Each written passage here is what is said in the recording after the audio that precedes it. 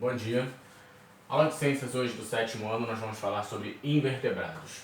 Mais especificamente sobre os dois filos, Annelida ou Annelídeos e Artrópoda ou Artrópodes. Eu vou pedir que vocês realizem os exercícios diversos número 6 da questão 75 a 80, que é referente aos Annelídeos, e os exercícios diversos número 7 da questão 1 à questão 55, que é referente aos artrópodes, ok? Esse conteúdo todo está no capítulo 3 da apostila de vocês, da página 18 até a página 23. Vamos lá, gente.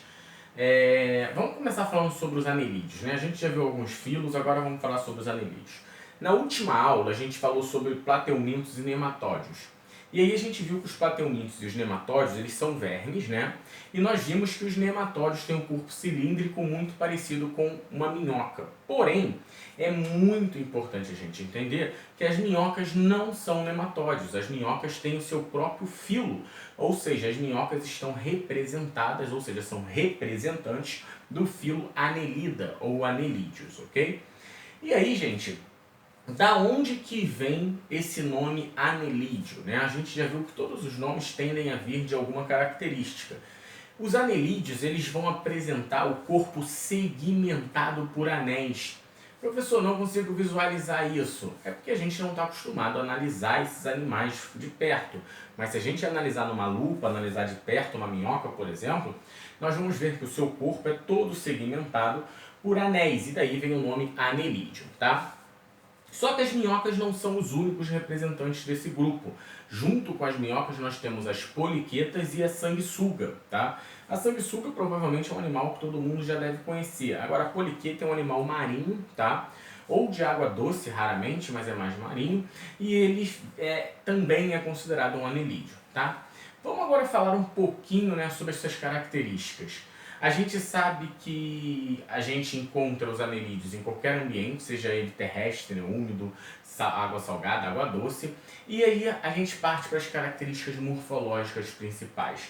A gente sabe que eles têm um sistema digestório completo já, com bolquianos.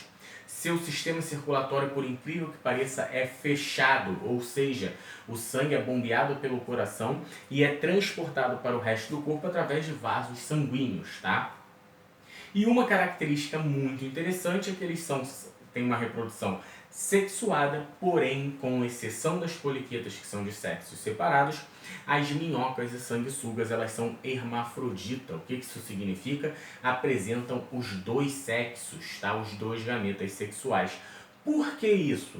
Porque uma minhoca e uma sanguessuga, eles vivem em ambientes que é muito difícil um macho encontrar a fêmea. Então, para eles terem os dois sexos é muito vantajoso falando de ecologia. Por quê? Quando acontece de uma minhoca, por exemplo, encontrar outra, tem a fecundação cruzada. Tanto a minhoca B fecunda a minhoca A, como a minhoca A fecunda a minhoca B, porque ambos têm o mesmo sexo. Então a chance de procriar é muito maior, já que esse encontro é muito limitado, tá bom? Falando da importância das minhocas para o meio ambiente, né, para o meio ecológico, principalmente de plantio, é que as minhocas elas vão liberar os detritos, a matéria orgânica, elas vão fazer a decomposição da matéria orgânica no solo, além de causar um meio de irrigação, um meio de transporte também de oxigenação no solo com os caminhos que ela deixa no solo, ok? Galera, o filo dos anelídeos é bem curto, porém aí agora nós vamos entrar no filo dos artrópodes, que de longe pode ser considerado o maior filo dos invertebrados, tá?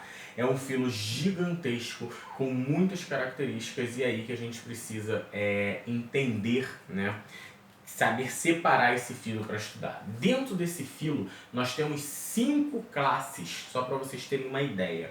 E aí a gente vai falar um pouquinho das características gerais do filo e depois um pouquinho ali das características de cada classe. Vamos lá. Primeiro, por que o nome artrópode? Porque eles vão possuir patas articuladas. Então esse filo já apresenta patas articuladas para se mover, ou seja, se move muito bem, tá? Vão possuir uma característica evolutiva muito importante, que é a presença de exoesqueleto formado de quitina, tá? Ele auxilia em quê? Auxilia na para evitar a desidratação do animal. Então eles conseguem dominar o meio terrestre com muita facilidade, porque eles não necessitam mais de viver no meio aquoso, tá? Eles conseguem evitar essa desidratação devido à presença de exoesqueleto. Porém, o exoesqueleto tem um ponto negativo. O exoesqueleto ele atrapalha no crescimento do animal. Então esse exoesqueleto ele é trocado durante o processo ciclo de vida para que o animal cresça. Conforme o animal cresce, ele solta o exoesqueleto, ele perde o exoesqueleto e aí se forma um novo exoesqueleto, ok? A desvantagem é que nesse tempo que ele está sem o exoesqueleto, ele está sujeito à desidratação e também à predação, porque o exoesqueleto evita a desidratação, mas também auxilia na proteção do corpo do animal por ser formado de quitina e um pouquinho resistente, podemos dizer assim, né?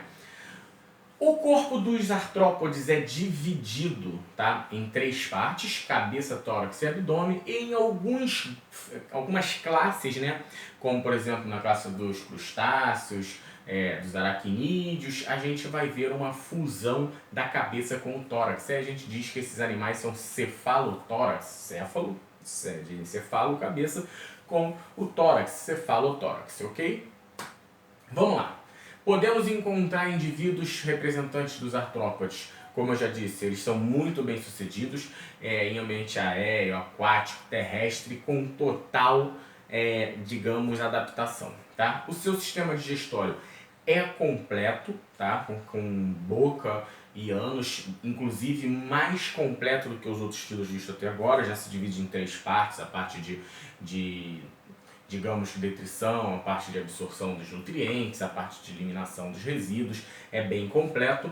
Porém, o seu sistema circulatório não é fechado, o seu sistema circulatório é aberto, ou seja, o sangue não passa pelos vasos sanguíneos, ele é distribuído por difusão pelo corpo, porém existe um coração para bombeá-lo, tá? Em relação à sua fecundação, a fecundação é interna, quando a gente fala de animais terrestres, e externa nos representantes aquáticos, tá? No ambiente terrestre tem que ser interna justamente para evitar desidratação. No ambiente aquático não tem desidratação, essa fecundação pode ser externa, ok? Em relação a... O que a gente pode dizer em relação à sua reprodução, né? Ele tem uma reprodução sexuada, tá? E alguns representantes desse filo vão apresentar metamorfose, ou seja, vão ter um desenvolvimento indireto, eclodem do ovo, né? Digamos de uma forma diferente, em forma de larva, e vão sofrendo essa metamorfose até formar o corpo do animal. Outros, né, já têm um desenvolvimento direto, já nasce formado, como nós temos desenvolvimento direto, não sofremos metamorfose, tá bom? E aí agora vamos falar das 5 classes em si, rapidinho. Elas são insetos, crustáceos, aracnídeos, diplópodes e quilópodes, tá? Como que é feita essa classificação? Em relação ao número de patas. Então, os artrópodes, o filo dos artrópodes é dividido em classes em relação ao número de patas que eles vão apresentar, ok? Vamos lá. Primeira classe é dos insetos. De longe, a maioria, a esmagadora de invertebrados que existem no planeta são insetos. Tá? É absurdamente maior o número de insetos do que qualquer outro invertebrado que tenha no planeta, tá? Os insetos, eles vão apresentar 3 pares de patas por segmento, 3 pares por segmento, galera, beleza? Ou seja, se eu tenho 3 pares por segmentos e os insetos, eles não são anelídeos, eles não são animais segmentados, né? Então a gente sabe que os insetos sempre vão possuir 3 patas. Se os insetos vão possuir sempre 3 patas, todo animal invertebrado que apresenta 3 patas é um inseto, ok? Independente se ele parece ou não na sua cabeça, para o que você está acostumado, ok? Então, insetos 3 patas. O que são insetos? Nós temos como insetos mosquito, mosca, enfim. Crustáceos. O que são crustáceos? Crustáceos são siri, caranguejo, lagosta, lagostim, caranguejo, e eles vão apresentar no seu segmento, né, por segmento, no corpo todo, 5 pares de patas, mais que os insetos. Depois nós temos os aracnídeos, são aranhas, carrapatos, escorpiões, ácaros, vão apresentar 4 patas, um a menos que os crustáceos. Por quê? Porque aqui seria a quinta, é transformada em quelícera, uma presa para a aranha, ok? Então as aranhas, os aracnídeos, vão possuir 4 pares de patas.